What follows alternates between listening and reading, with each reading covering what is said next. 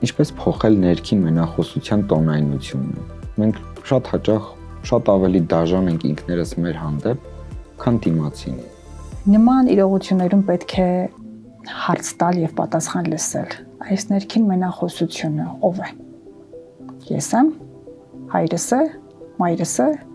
հարևանն է, տատիկն է, պապիկն է, ուսուցիչն է, ով է։ Որպես կանոն, այս դաժան մենախոսության մեջ միշտ կա մեկը,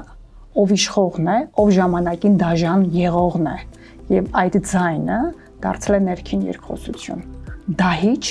որը որ չունի սահմաններ, որը որ չունի խիղճ եւ կարծես շատ ուժգին անընդհատ պատժի համակարգում է պահում։ Սա կրկին ձևավորվում է վաղ մանկության տարիներին, երկարատև տրավմատիզացիաների ընթացքում, որտեղ որ վնասվում է ներքին ես կոնցեպտը, դառնում է նեգատիվ ես կոնցեպտ։